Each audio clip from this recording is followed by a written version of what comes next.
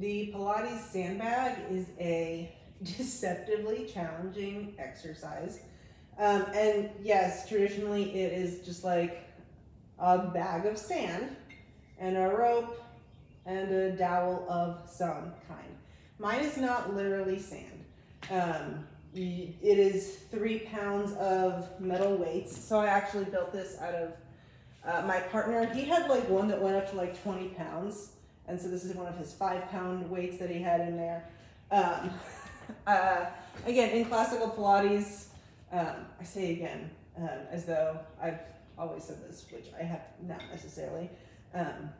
In classical Pilates, we rarely work with more than 3 pounds because we want to really connect to postural muscles, and unless you are specifically trained with how to do that with heavier weights, which I'm certainly not, you risk compromising that. By the way, yes, I am wearing one ankle weight.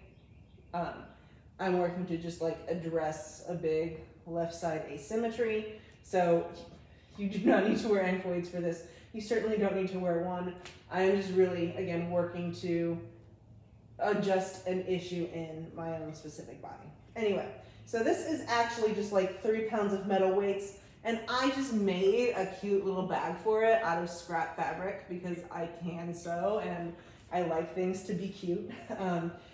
You could do beans and a rope and a dowel, and you can certainly buy one, but like, look, unpopular opinion, on some of the Pilates sites, they will like charge you like $100+ for a sandbag, and I'm like, no, thank you.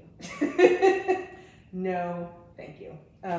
If you have the means to spend that and you want to, by all means. Believe me, I'm not one to judge what you do with your money. I have definitely bought some frivolous things in my life. I just mean for the average home person, $100 for a sandbag. I'm not feeling it, personally. Anyway, so I've got my 3 pounds here. You can make one of these at home. And again, these are not only used for Pilates. Again, my partner was, I'm using his like metal weights from when he was in high school and he was a football player. So there are versions of sandbags in many sporting goods stores at reasonable prices if you are not a DIY person. If you are interested in tutorials, let me know, and I can just like leave a comment here and let me know. I can set something up. I'm going to stand to the side, and I'm personally going to come into Pilates stance, which is a gentle turnout. You are definitely welcome to do parallel if that is more comfortable for your back. I reach my arms out. Ooh, I am tight. I'm recording this pretty early. So I want to, and you notice I extend my arms out. I really wanted to hoist my shoulders up, not helpful. I want to think about, you're trying to really lift from these muscles up here. And of course I'm trying to like demonstrate this on my less mobile side. Good job. So really connect the shoulder into the joint, connect the shoulder into the back. Think about, imagine you could lift, what would it be like to lift this from your back? Yeah, it is only 3 pounds, and if you are a professional weightlifter, that might feel easy. But I would say for the average home person, just holding this out with straight elbows is really challenging. My elbows always really want to bend. They do not want to straighten in this exercise. And then it is a simple movement. You flex and extend your wrists to roll this down. And I really watch my wrists, and then I can see that my left wrist does not want to move much this morning, which is interesting because when I first started doing this exercise, I could see my left wrist did not want to. And then I